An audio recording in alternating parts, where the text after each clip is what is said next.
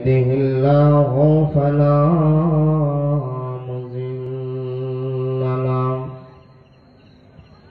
ومن يضلل فلا هادي له وأشهد أن لا إله إلا الله وحده لا شريك له وأشهد أن محمدا عبده ورسوله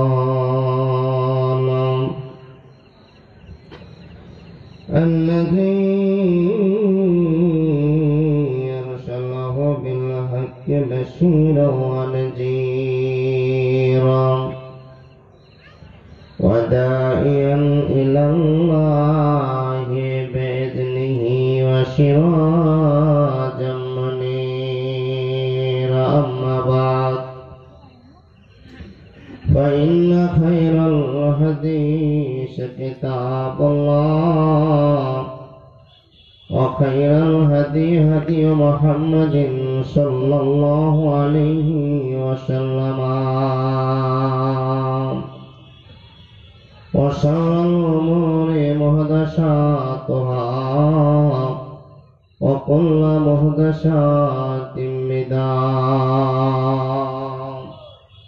وكل بدعة ضلالة وكل ضلالة في النار أما بعد أعوذ بالله من الشيطان الرجيم بسم الله الرحمن الرحيم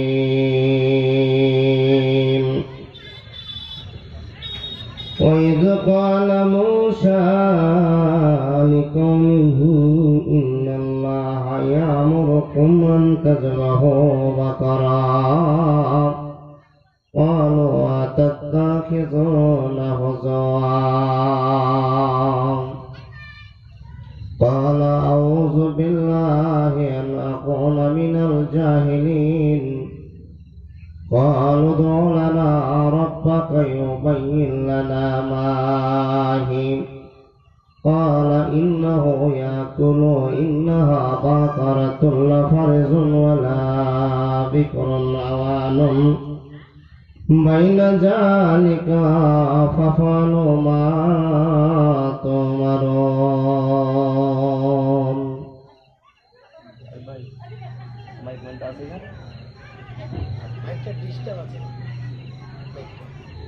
এদিকে বলছে সব চেপে ধরে আছে, খোলসার মনে কথা বের করতে ইচ্ছে না। মাইকম্যান আপনি থেকে থাকলে একটু আসবেন তো এখানে। বিসমিল্লাহির রহমানির রহিম ওয়া মা মালাকাত আইমানুকুম ইন্নাল্লাহা লা ইউহিব্বু মান কানা মুখতালান ফাখরা। বিসমিল্লাহির রহমানির রহিম ওয়া আন আবি সাইয়্যিদিল খুদরি রাদিয়াল্লাহু তাআলা আনহু قال قال رسول الله صلى الله عليه وسلم فاتقوا الدنيا واتقوا النساء فإن أول فتنة بني إسرائيل كانت في النساء.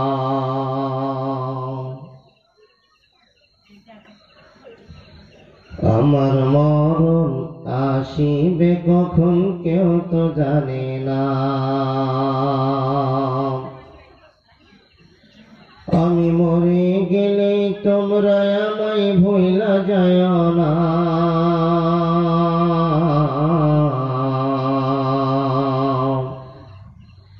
আমি মরে গেলে তোমরা আমায় ভুইলা যায় না, আমার মরণ আসিবে কখন কেউ তো জানে না। মনে হচ্ছে চেপে ধরে আছে ভাই।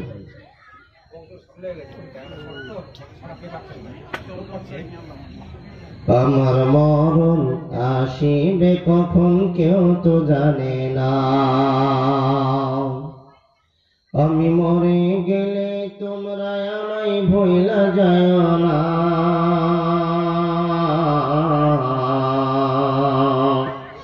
আমি চলে গেলে তোমরা আমায় ভুইলা যায় না। আমার মরণ আসিবে কখন কেউ তো জানে না। এই দুনিয়ায় চিরজীবন থাকার জায়গা না। অন্ধকার কবর যে আমার আসল ঠিকানা। চিরজীবন এই দুনিয়ায় থাকার জায়গা না। অন্ধকার কবর যে আমার আসল ঠিকানা। সবাই রেখে আমায় চলে যাবে, সঙ্গী হবে না। সবাই রেখে আমায় চলে যাবে, সঙ্গী হবে না। আমার মরণ আসিবে কখন কেউ তো জানে না। আমার মরণ আসিবে কখন কেউ তো জানে না। কবর মাঝে মা বাবাকে দেখা যাবে না। দেখব যাকে তিনি হলেন শাহে মদিনা। ও ভাই সেই নবীজির ভালোবাসায় চলো মদিনা।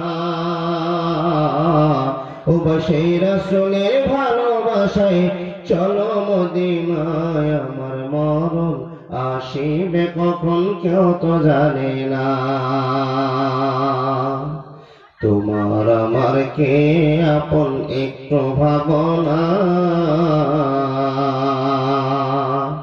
তোমার আমার কে আপন একটু ভাবনা।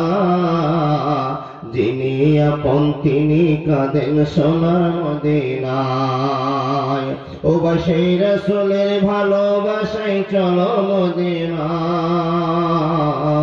ও ভাই সেই রাসূলের ভালোবাসায় চলো মদিনায়। আমার মরণ আসিবে কখন কেউ তো জানে না। আমি মরে গেলে তোমরা আমায় ভুইলা যায় না। আমি চলে গেলে তোমরা আমায় ভুইলা যায় না। আমার মরণ আসিবে কখন কেউ তো জানে না।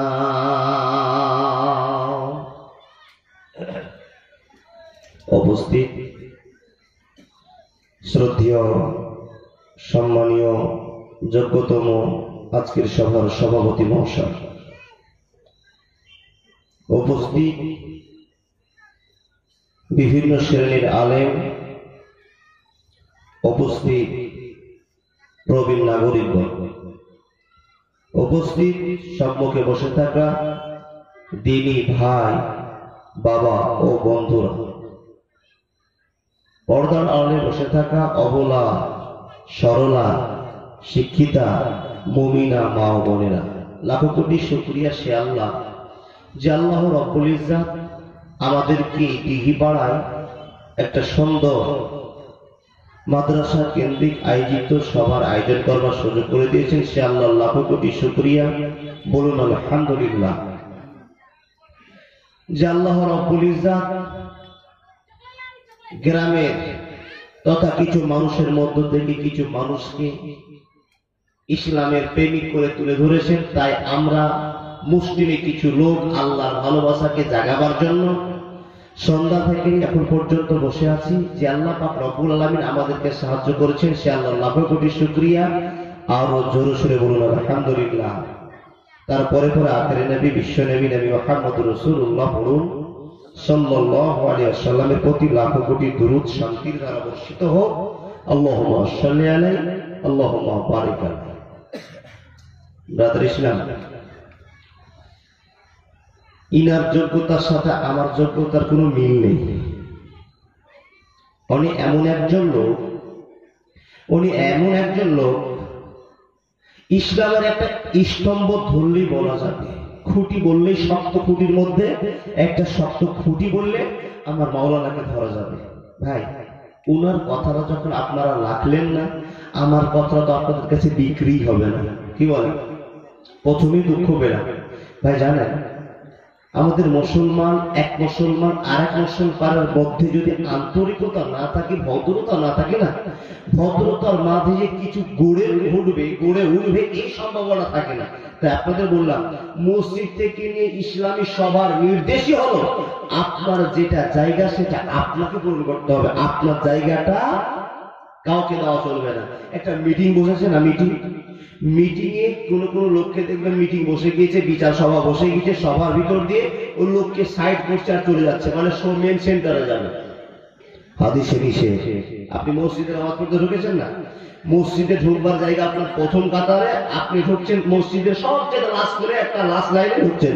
কিন্তু আল্লাহ তো আপনাকে সিস্টেম করে দুনিয়াতে তৈরি করেছে, আপনি সিস্টেমের মধ্যে থাকুন, আল্লাহর ভালোবাসা পাবেন। আপনি প্রথমে মসজিদে ঢুকেছেন, প্রথমে নেকিটা আপনি সঞ্চয় করুন। ফার্স্ট কাতারে কত নেকি এক আমার আল্লাহ ছাড়া আপনাকে বলে বোঝাতে পারবো না। তাই ভাইদেরকে বলবো, এই ফার্স্ট লাইনে বসে আপনাদের কাছে নেকির অশেষ আবেদন করলাম। যদি আপনার শিক্ষিত লোক হয়ে থাকে না, যদি না নড়ানড়ি করা যাবে না, আপনি বিরক্ত করবেন, তাহলে বসে থাকুন। ভাই, আমার কথাটা বুঝতে পারলেন? শিক্ষিতর ভাবটা কমান, নম্র হয়ে যাবে। জাযাকাল্লাহ, আল্লাহুম্মা সাল্লি আলা ওয়া সুবহানাল্লাহি ওয়া বিহামদিহি সুবহানাল্লাহিল আযীম। কিছু লোক কথাটা বুঝতে পারলেন না, আপনারা কিছু বুঝতে পারলেন না।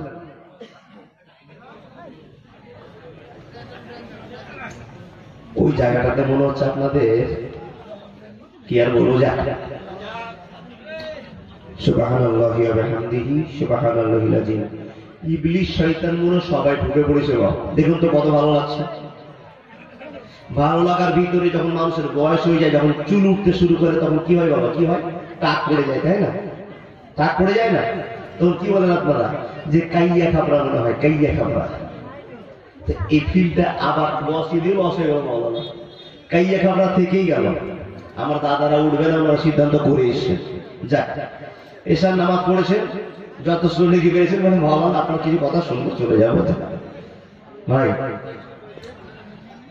বলতে চাইছিলাম অনেক কিছু, তো আপনাদেরকে যেটুকু বলবার আমার নলেজ আছে সেইটুকুই বলবো, বেশি পারবো না। ওমা তৌফিক ইল্লা বিল্লাহ।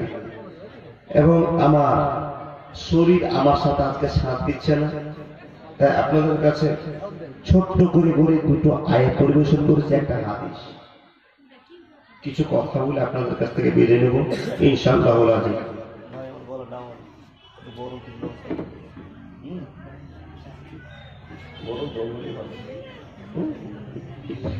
ভাই, আমরা যে মানুষ, একটা প্রশ্ন আপনাদের করি, আপনারা সকলেই এক বাক্যে বলবেন, বিশ্ব জুড়ে মানুষেরা শান্তিতে আছে না অশান্তিতে? একবার বিশ্বাসের সাথে বলবেন। এটা কথা বলবার জন্য বাড়িতে নিষেধ করেছে, বক্তা কিছু জিজ্ঞেস করে বলতে হবে না বলেছে? ক্যাপাসিটি মিলবে না? আপনারা শিক্ষিত মানুষ, তো শিক্ষিত মানুষ হয়েছেন, যার জন্য আপনারা আমার কথাটা সাপোর্ট করতে পারছেন না, ভালোবাসা দেখাতে পারছেন না। আল্লাহর ভালোবাসার জন্য আপনারা বলুন যে পৃথিবীর বিশেষ করে এখন আমি বলছি, বিশেষ করে মুসলমান সম্প্রদায়টা, এরা শান্তিতে আছে না অশান্তিতে? কারণ জানবেন না? আপনি যদি জিজ্ঞেস করেন যে মামা কারণ কেন অশান্তির, কারণটা কেন, কারণটা অবশ্যই আমাদের জানতে হবে। কি কারণে আছে মুসলমান আমরা অশান্তিতে, কি কারণ? তো অনেক আলোচনা হবে, তো আমি 5টা আলোচনা আপনাদের করবো। 5টা কথা বললাম না, কটা? 5টা। কি? মানুষ 5টা কর্ম করে, মানুষ 5টা বিষয়ে নিজেকে হিরো মনে করে, 5টা বিষয়কে কেন্দ্র করে মানুষ নিজে অহংকার করে। কিন্তু যেই মানুষটা একটা অহংকার করবে, 5টা নয়, একটা অহংকার করবে, ও বডি জান্নাতে যাবে না। জ্বলন্ত প্রমাণ আমি বলবার আগে মৌলানা বসে আছে, জিজ্ঞেস করুন। যার ভিতরে একটা রিয়া, অহংকার, মৌলভী সাহেব আপনি কি জানেন, আপনি কি জানেন বলতে পারেন? আপনি আপনার চাইতে শিক্ষিত, আপনার চাইতে ভদ্র, আপনার চাইতে নম্র অনেক লোক আমরা নিচে বসে আছি। আপনি কি আমি বলতে চাইছেন? নড়ানড়ি বেশি ভালো নয়, কিন্তু এই অহংকারটা যদি আপনার চলে আসে, আপনি জান্নাতে যাবেন না। চ্যালেঞ্জ।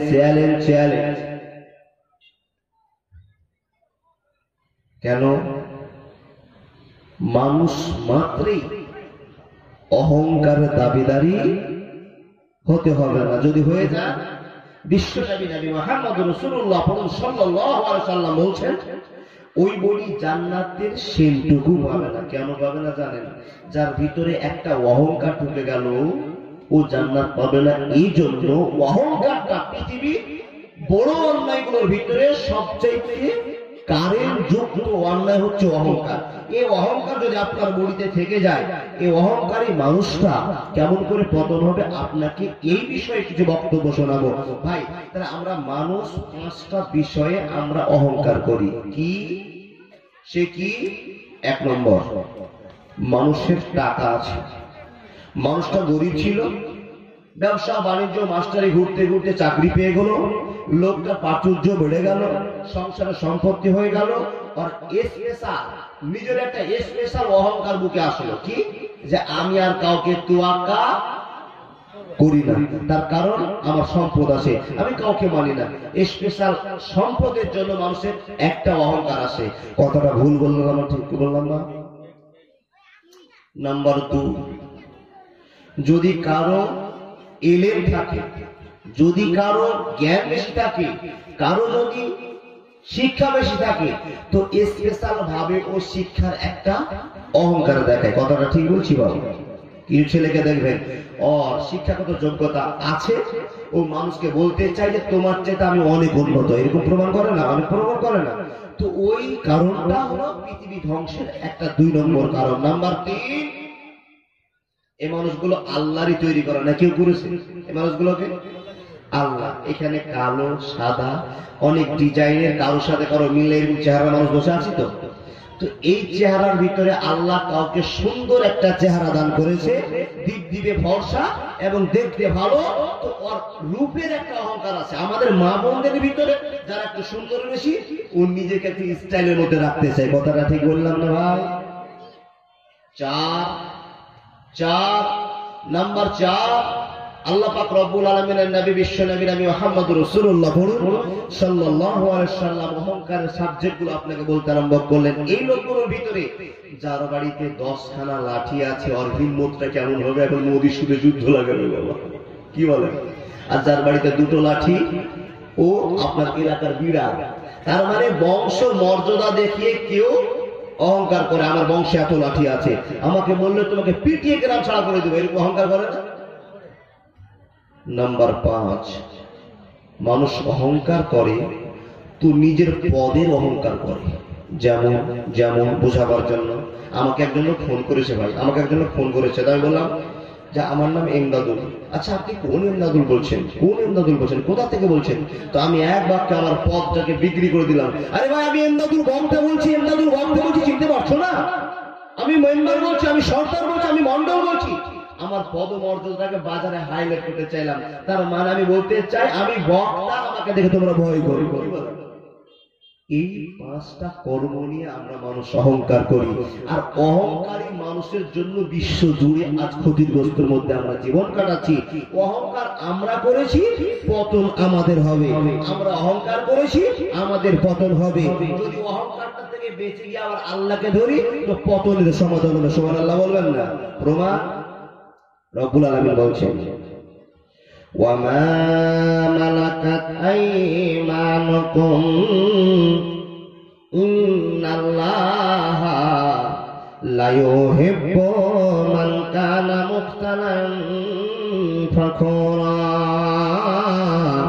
মুখতালান ফাখুরা।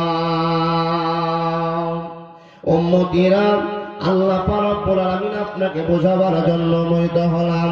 আমি আপনাকে সুন্দরভাবে গল্পটা সাজিয়ে তুলবার জন্য উপনীত হলাম। বন্ধুরে, এখানে যতগুলো লোক বসে আছেন শুনে নেন। যারা অহংকারী লোক, যারা অহংকার করবে, কি নিয়ে অহংকার করবে? রূপ নিয়ে অহংকার করবে, জ্ঞান নিয়ে অহংকার করবে, টাকা নিয়ে অহংকার করবে, বংশ বুনিয়াদ নিয়ে অহংকার করবে। নিজের সম্পদকে বিক্রি করার জন্য, আপনার সম্পদের সঙ্গে আপনার জীবনের সেই মূলধনটাকে বিক্রি করার জন্য সাপোর্ট করবে। এবং যৌবন, এই ভালোবাসা প্রিয় পাত্রারা, এই বন্ধুরা আপনারা ভালো করে ওয়াজগুলো শুনতে আরম্ভ করেন, কানের মধ্যে সেট করেন, অন্তরের সঙ্গে সাবজেক্ট আপনার মিন করে নেন। আপনার জীবনে এইরকম কোনোদিন অঘটন ঘটেছে কি ঘটেনি? আপনার জীবনে কোনোদিন এরকম অহংকার এসেছে কি আসেনি? যদি অহংকার এসে থাকে তাহলে আপনার অহংকারটাকে আপনাকে চেঞ্জ করতে হবে। যদি চেঞ্জ করতে না পারেন বন্ধু, জানতে হবে আপনি জান্নাতে যাবেন না, যাবেন না, যাবেন না।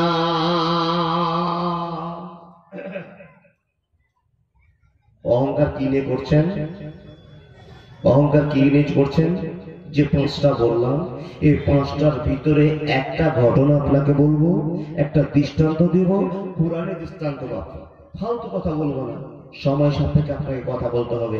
কিন্তু মানুষ জেনে রাখুন যে যার ভিতরে কোন একটা বিন্দু পরিমাণ রিয়া, অহংকার, ফখর, তাকাব্বর থাকবে, ও বডি জান্নাতে যাবে না। কেন যদি বলেন কেন, তো জ্ঞানের অনেক রকমের বিবরণ আপনাকে দেওয়া যাবে, জ্ঞানের অনেক রকম বিবরণ দেওয়া যাবে। একটা ছোট্ট হাদিস আপনাকে বলি। এ মানুষ, আমরা তো চলতি মানুষ, জ্ঞানী মানুষ, ছোট্ট কথাতে বেশি বুঝে নিই। তো আমি ছোট্ট কথা আপনাকে বলবো, আপনার বেশি করে বুঝুন। কেমন কথাটা? আপনাদের সামনে, আপনাদের গ্রামে, আপনাদের সচক্ষে এগুলো অহরহ ঘটছে। কি ঘটছে? বর্তমান সোসাইটির কথা বলছি। টাকনুর নিচে লুঙ্গি, টাকনুর নিচে পায়জামা, টাকনুর নিচে আপনার প্যান্ট। আপনাদের এলাকার ছেলেগুলো ঘুরে না? ওকে যদি বলেন ভাই প্যান্টটা গুটিয়ে তুমি ঘাটনুর নিচে উপরে পড়ো, তো ঘাটনুর উপরে পড়ো, ও পড়বে, ও পড়বে। কিছু কিছু নামাজিকেও দেখলেন বাবা প্যান্ট ছেড়ে নামাজ পড়ে নিল, ও আল্লাহকে ভালোবাসা দেখাচ্ছে, কিন্তু ওর নামাজটা হবে? নামাজটা হবে? হাদিস কোরআনের দরিয়া বসে আছেন, জিজ্ঞেস করুন যে উজু করবার পরে যার প্যান্টটা নিচে চলে গেল, আর উজু থাকলো না, ও যদি সারা রাত ধরে আল্লাহকে পাগল হওয়ার জন্য, আল্লাহর কাছে ভালো হবার জন্য কাঁদে, ওর নামাজ কবুল হবে না, হবে না, হবে না। কেন হবে না? মানে উজুই হলো না, উজুই থাকলো না। বন্ধু, উজু না থাকলে সারা রাত কাতরি নামাজ হবে? হবে না। বন্ধু আমার, তাহলে এক এক করে আপনাকে বলতে আরম্ভ করলাম। মানুষের অহংকার আছে, মানুষের অহংকার আছে কখন আসে? যখন তার জ্ঞান বেড়ে যায়। কখন আসে? যখন তার সম্পদ বেড়ে যায়। কখন আসে? যখন তার বংশ বড়য়াদের পরিচয় ঘটে যায়। কখন আসে? যখন তার দেশের ভিতরে মাতবর একটা প্রধান নাম তবে চলে আসে, যখন তার একটা সিস্টেম নতুন ভাবে চালু হয়ে যায়। ওই সমস্ত মানুষেরা ফখর করতে আরম্ভ করে, নোংরামি করতে আরম্ভ করে, অন্যায় করতে আরম্ভ করে। যখন অন্যায় করবে, অন্যায়ের সাথে সাথে আমার আল্লাহ ভালোবাসার হাতটাকে তুলে নেবে, ভালোবাসার বন্ধনটাকে আবদ্ধ করে দেবে, ভালোবাসার বন্ধনটাকে টুটিয়ে দিবে। আর টুটিয়ে দেওয়ার কারণটা হবে এলাকা জুড়ে করোনা ভাইরাস নামবে। করোনা ভাইরাস আসবার কারণটা আপনাদেরকে জানাবার জন্য সজাগ হলাম। বন্ধুরে, এলাকায় করোনা আসবে কেন? এলাকায় ভূমিকম্প হবে কেন? এলাকায় ভূমিকম্পর পরে কাল বৈশাখী ঝড় হবে কেন? মুষলধারে বৃষ্টি হবে কেন? মানুষ যখন কোনো অন্যায় করবে, অন্যায়ের সীমানাটা যখন পার হয়ে চলে যাবে, সীমানা অতিক্রম করে দিবে, মানুষ রে, আল্লাহর একটা এক এক রকমের ভালোবাসার ঝটকা আপনার জন্য আসবে। আর একটা ঝটকাতে আপনার মতো হিরোকে, আপনার মতো মাস্তানকে আল্লাহ রাব্বুল আলামিন একই ঝটকাতে মসজিদে ভরতে পারে। সেই ভালোবাসার নামটা হলো আল্লাহ। এ বন্ধু বল, সেটাই যদি না হলো, সেটাই যদি না হয়, এ বন্ধু বলুন তো, আপনাদের এলাকায় কারো করোনা হয়েছিল নাকি? বলুন, এলাকায় হয়েছিল?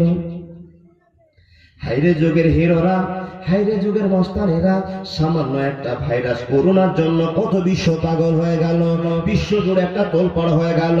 যেই সমস্ত লোকেরা অন্যায় করে করে দিনটাকে পার করতে আরম্ভ করেছিলেন, ওই সমস্ত লোকের সামনে একটা মাত্র করোনা আল্লাহ দিয়ে দিলেন।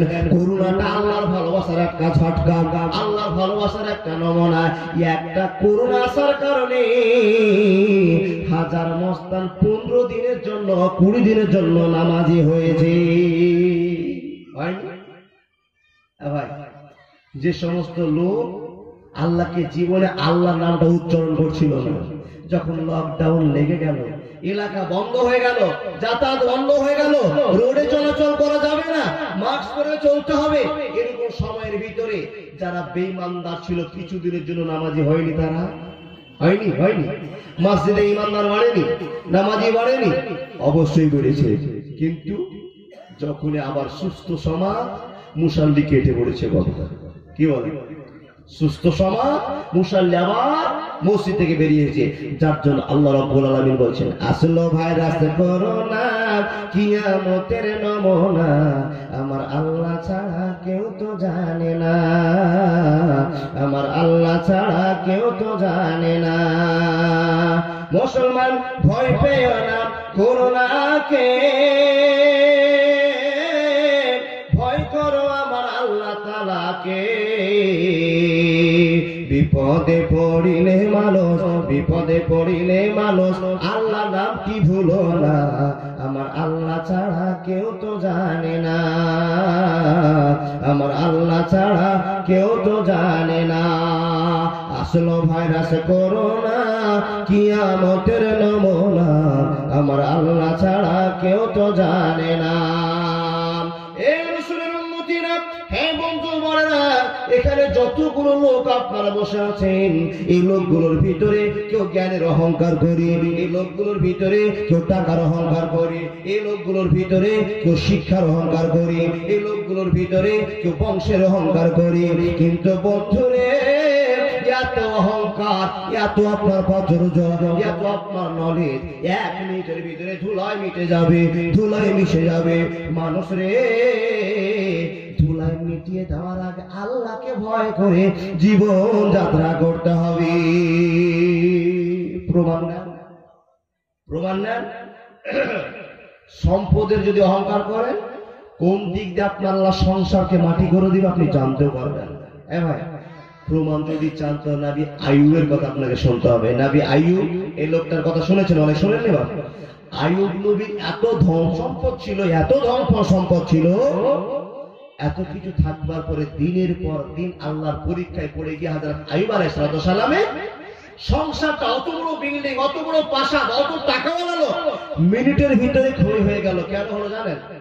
নবী আইয়ুব কি অহংকার করেছিলেন? না, অহংকার করেননি, কিন্তু আল্লাহর ভালোবাসার ডাকে সাড়া দিয়েছিলেন। এবং বন্ধুগণ, আর আপনি যেটা করছেন এটা অহংকার, এটা আপনার পার্থিবের অহংকার, আপনার গৌরব। এই অহংকার যখন আপনি করতে শুরু করবেন, তখন আল্লাহ আপনাকে ক্ষতির মধ্যে দীক্ষিত করবে, আপনাকে ক্ষতির মধ্যে শামিল করবে।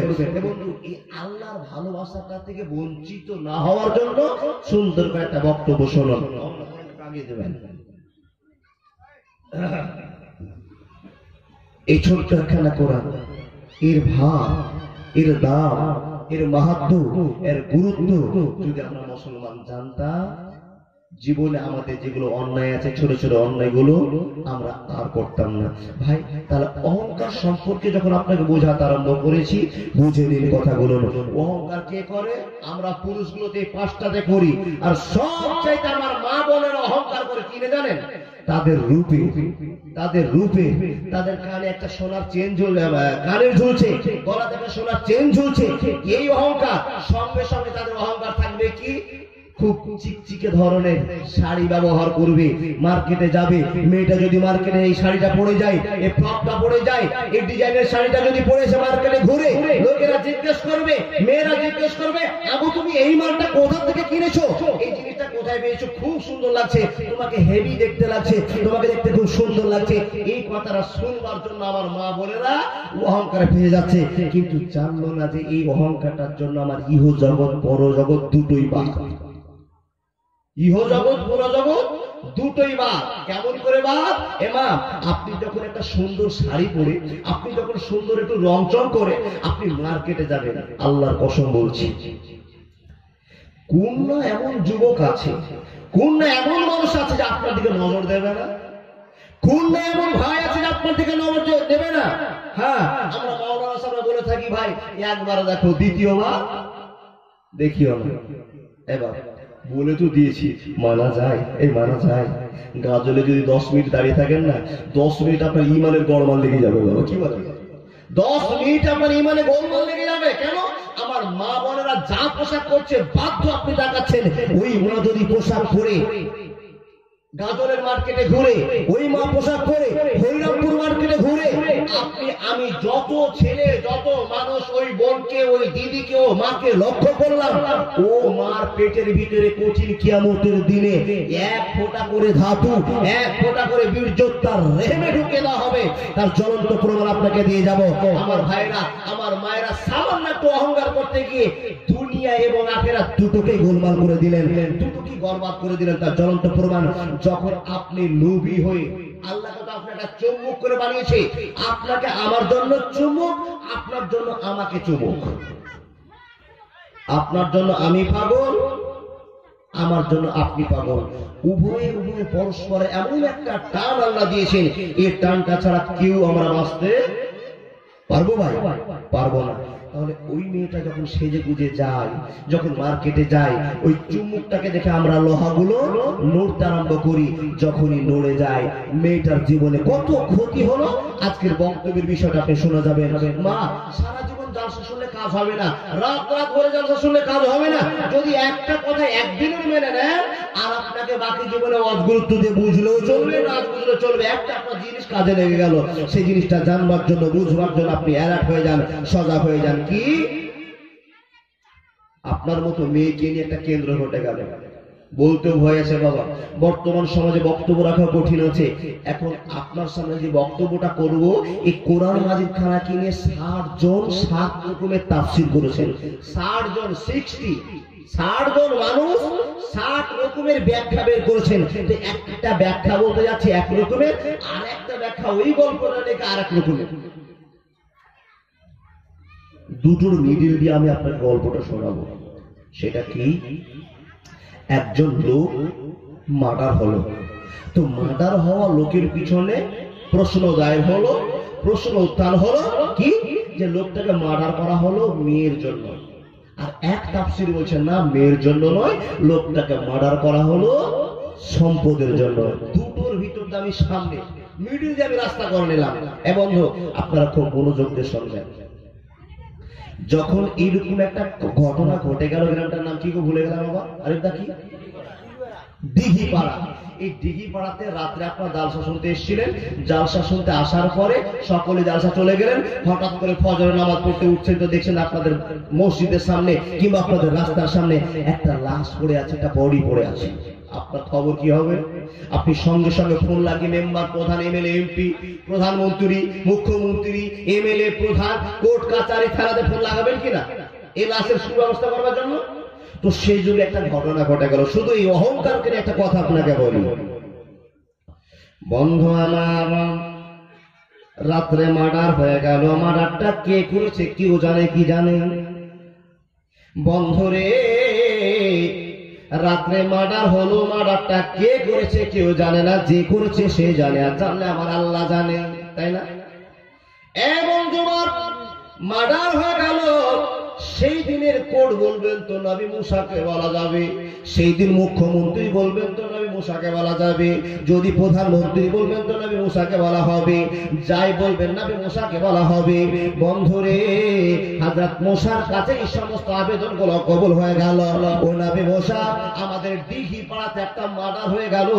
কে মার্ডার করেছে, কেমন করে করেছে, কেন মার্ডার করেছে কিচ্ছু জানে না। নবী মুসা, আপনার কাছে জানতে চাই, মার্ডার কে করেছে, আপনি তদন্ত শুরু করে দেন।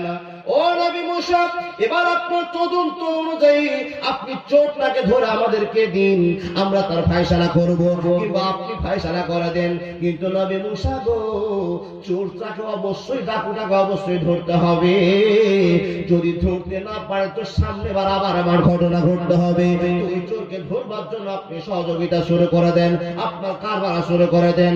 এই প্রশ্নটা নবী মুসার কাছে যখন আরম্ভ করলেন রাখতে, এ বন্ধু বড় দয়ার নবী মুসা বলতে আরম্ভ করলেন, হযরত মুসা বলতে আরম্ভ করলেন, ও উম্মতিরা শুনে নাও, ও আমার দলেরা শুনে নাও, ও আমার কওমেরা শুনে নাও, ও ডিহিবনের মানুষেরা তোমরা শুনে নাও।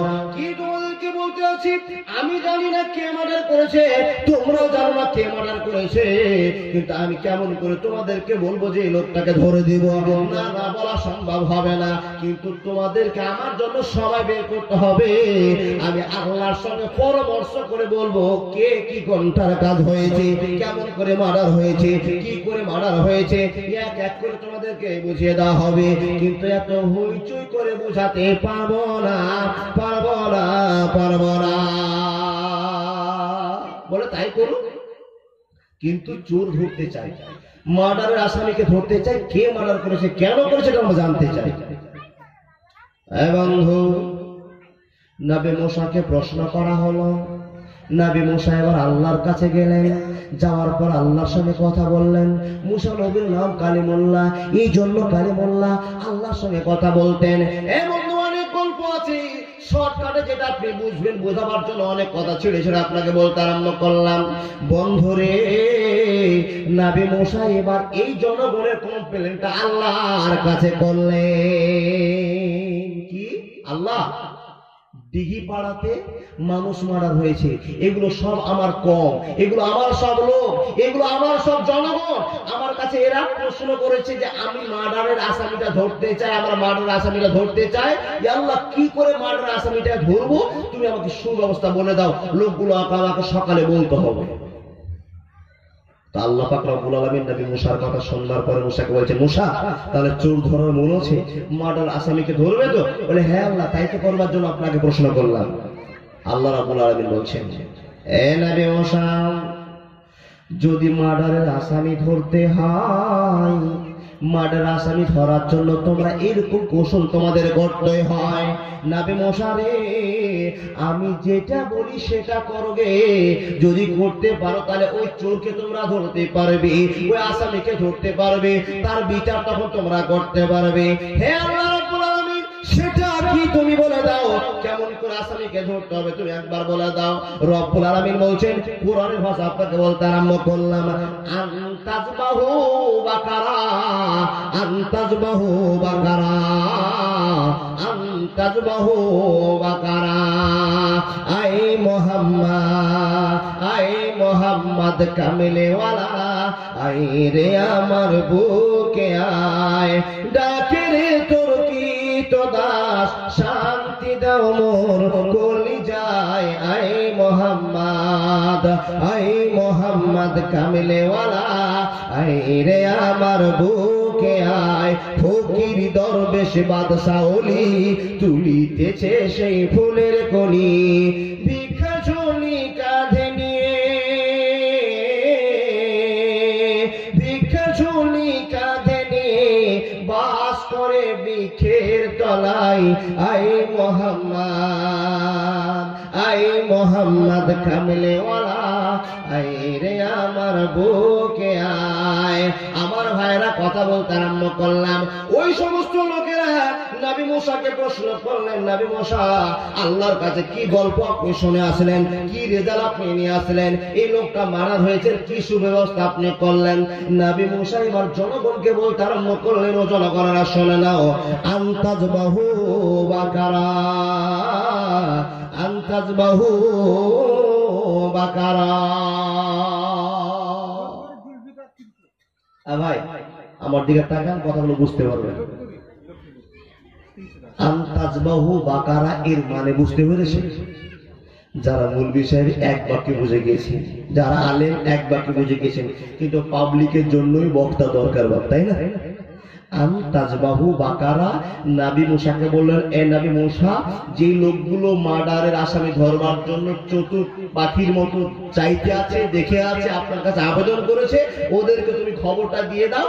আনতাজবাহু বাকারা, একটা গরু জবাই করতে হবে, বকনা গরু, একটা গরু জবাই করতে হবে, আর গরুটা জবাই করে 2-4 পিস মাংস যেই লোকটাকে মার্ডার করে দেওয়া হয়েছে ওই লোকটার উপরে চাপিয়ে দিবে।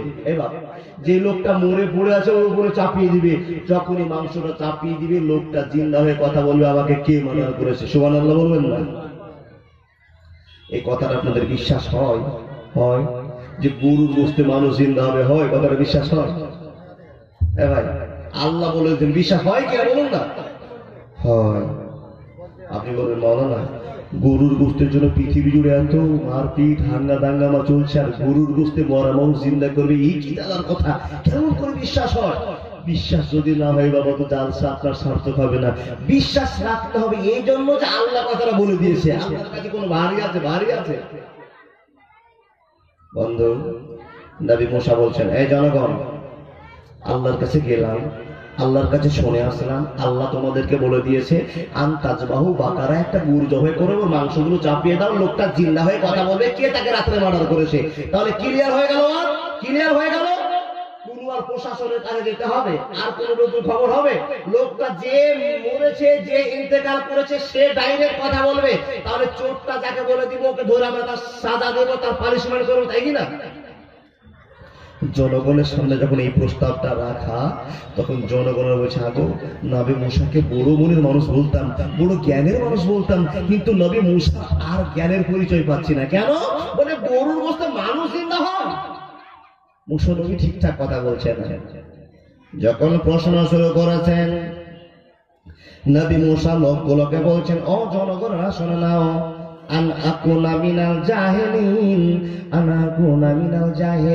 তোমরা মূর্খদের মতো প্রশ্ন করিও না, জাহিলাতের যুগের মানুষের মতো মূর্খামি তোমরা করিও না। কেন করবে না? কি জন্য করবে না? মূর্খদেরকে আমি পছন্দ করি না, মূর্খদের সঙ্গে থাকাটা আমি ভালোবাসি না। আমার আল্লাহ মূর্খদের সঙ্গে থাকাটা পছন্দ করে না। ও লোকেরা, তোমাদেরকে আল্লাহ যা বলেছে সেটা তোমরা করে নাও, আর তোমাদের কাজগুলোকে তোমরা হাসিল করে নাও। ও মানুষেরা শুনে নাও, ফখর করিও না, অহংকার করিও না। আল্লাহর সঙ্গে চ্যালেঞ্জ তোমরা করবে না। যদি আল্লাহর সঙ্গে প্রতিবাদ করতে যাও তো তোমরা ক্ষতির মধ্যে পড়ে যাবে। মানুষ রে, তোমরা উল্টো পাল্টা প্রশ্ন করে আল্লাহর মনে খটকা লাগিয়ে দিও না। নবী মুসা লোকগুলোকে বুঝিয়ে বলেন, ভাই প্রশ্ন করিও না। আমাদের গ্রামে, আমাদের এলাকায়, আপনাদের সমাজে একটা ছোট্ট কথা চালু আছে, কি? গাধা যদি জল খায় তো জলটা কি করে? ঘোলা করে খায়। সাধারণ ভাষা বলি, গাধা যদি জল খায় তো জলটাকে ঘোলা করে খায়। এরা এদের ভিতরে নিজে অহংকার ঢুকিয়ে নিল। কি অহংকার? কেউ জ্ঞানের অহংকার, কেউ শিক্ষার অহংকার, কেউ রূপের অহংকার, কেউ টাকার অহংকার। এক বাক্যে ডিহি পড়ার মানুষেরা বলতে আরম্ভ করলো, নবী মুসা, নামাজ পড়ার জন্য তোমার কথা মানবো, রোজা করার জন্য তোমার কথা মানবো, দিনের জন্য তোমার কথা মানবো, কিন্তু নবী মুসা তোমার কাছে প্রশ্ন হয়ে গেল, একটা মানুষ মার্ডার হলো, আর মানুষটার জন্য একটা গরু জবাই করে মানুষটাকে জিন্দা করা হবে। এইরকম গল্প তো জীবন আমরা কোনোদিন শুনলাম না, জানতে পারলাম না। নবী মুসা রে, যদি আমাদের গরু জবাই করে মানুষটা জিন্দা হয়, তাহলে গরুটা তো যেমন তেমন গরু কিনলে মানুষ জিন্দা করা হবে না। কেমন প্রশ্ন দেখেন? গরুটা মরা হোক আর জিন্দা হোক, আল্লাহ একটা গরুর কথা বলেছে। তোমার খুঁটি আল্লাহকে প্রশ্ন করার কি দরকার আছে? নবী মুসাকে কেন প্রশ্ন করবে? গরু জবাই করলে মানুষ চিন্তা হবে, আল্লাহর কারিশমা আপনাকে দেখিয়ে দিবে। আপনি অযথা আপনার জ্ঞানের অহংকার দেখাতে গেলেন, রূপের অহংকার দেখাতে গেলেন, সম্পদের অহংকার দেখিয়ে নবী মুসাকে ছোট বানার জন্য, হেউ প্রতিপন্ন করবার জন্য আপনি সজাগ হয়ে বলছেন, নবী মুসা, এই যে আল্লাহ গরুটা যে জবাই করতে বললো, তো গরু তো আমরা জানি কি বলে, যে গরুটা আমরা গোস্ত খাওয়ার জন্য, যার সাথে খাওয়ার জন্য, এলাকায় বিয়ে বাড়িতে খাওয়ার জন্য জবাই করি, এই গরুর গোস্তটা যদি ন্যাংরা হয় গরুটা, তা জবাই করলে গোস্ত খাওয়া যাবে? যদি কানা হয় তবু যাবে, যদি একটা ঠ্যাং থাকে তাও খাওয়া যাবে, না থাকলে খাওয়া যাবে। মানে দোষ সম্পূর্ণ গরুর গোস্ত আমরা এমনি দিনে খেতে পারবো, কিন্তু এই গরুটা যদি ন্যাংরা হয়, কানা হয়, কুরবানিতে চলবে? এই কুরবানি আপনাদের সিং ভাঙা চলবে? তো ওই লোকেরা প্রশ্ন করলো, নবী মুসা, যদি এত ইম্পর্টেন্ট কাজে ইম্পর্টেন্ট গরু দরকার না হয়, তাহলে আপনার আল্লাহ কেমন করে বললো? ইতিহাসটা আপনি কেমন করে জানাবেন? নবী বলছেন, ও জনগণেরা, তোমরা বেশি প্রশ্ন করিও না, আকুনা মিনাল জাহিলিন, খলিকদের মধ্যে পড়ে যাবে, অসুবিধার মধ্যে পড়ে যাবে। লোকেরা বলছে, না না না, আপনাকে অযথ প্রশ্ন করি না, যেটা প্রশ্ন করবার ছিল সেটা আপনাকে প্রশ্ন করলাম। আপনার চাইতে আমরা কম বুঝি না। ও নবী মুসা, আপনার কাছে জানতে চাই যে গরুটা কেমন কিনতে হবে, গরুটা সিং থাকবে কিনা, গরুটা টাটকা হবে কিনা, গরুটা ন্যাংরা হবে না কানা হবে, না সাধারণ গরু জবাই করলে হয়ে যাবে। নবী মুসা বলছেন, ভাই আল্লাহ তো বলেছিল সাধারণ গরু জবাই করলে হয়ে যাবে, কিন্তু তোমরা খটকাতে আরম্ভ করেছো, প্রশ্ন করতে আরম্ভ করেছো। বন্ধুরে শোনে না, যত খোঁটরাবে ততই রক্তপাত হবে, যত উস্কাবে তত বিস্তার লাভ করবে। আল্লাহর সাথে প্রতারণা করার জন্য তোমাদের ক্ষতি হবে। লোকগুলো এক বাক্যে বলতে আরম্ভ করলো, ও নবী মুসা, আমরা তো বেশি প্রশ্ন করি না, যেটা প্রশ্ন করা ছিল সেটা আমরা করতে আরম্ভ করলাম। নবী গো, একবার তোমার আল্লাহকে জিজ্ঞেস করে দেখো যে গরুটা আমাদেরকে কেমন কিনবার পারমিশন দিয়েছে। অসময়ে বর্ষাকাল, কুত্তায় চাটে বাঘের গান। এবার প্রশ্ন এমন শুরু হয়ে গেল যে প্রশ্ন শুনে আল্লাহ উত্তর দিতে বাধ্য হলেন। নবী মুসা বলছেন আল্লাহকে গিয়ে, ক্বালু উদউ লানা রাব্বাকা ইউবাইয়িন লানা মা হি, ক্বালা ইন্নাহু ইয়াকুলু ইন্নাহা বাকারাতুন লা ফারজুন ওয়ালা বিকরুন আওয়ানুম বাইনা যালিকা। ইয়া আল্লাহ, জনগণকে আমি আমার গল্পটা শোনালাম, তোমার কাছ থেকে গল্প শুনে লোকগুলোকে বলতে আরম্ভ করলাম। হে রব্বুল আলামিন, সেই দিকে পাড়া মানুষের ভিতরে অহংকার চলে এসেছে। কেউ জ্ঞানের অহংকার করেছে, কেউ টাকার অহংকার করেছে, কেউ সংসারের অহংকার করেছে, কেউ জীবনে আল্লাহ প্রাচুর্যের অহংকার করেছে। অনেক রকম অহংকার তাদের প্রস্ফুটন হয়েছে। হে আল্লাহ, তারা জানতে চেয়েছে যে গরুটা কেমন কিনতে হবে। আল্লাহ অনেক রকম ভাবে বুঝিয়েছে। আল্লাহ তুমি বলে দাও যে তারা কেমন গরু জবাই করলে মানুষটা এবার জিন্দা হবে। রব্বুল আলামিন বলছেন, নবী মুসা রে, ওরা জল খেলো, কিন্তু হাঙড়িয়ে জলটা খেলো, খোলা করে জলটা খেলো। আল্লাহ উত্তর দিচ্ছেন, ও মুসা, এবার তুমি চলে যাও, ওদেরকে বলে দাও যে আর যেমন তেমন গরু জবাই করলে মানুষ জিন্দা হবে না, হবে না, হবে না।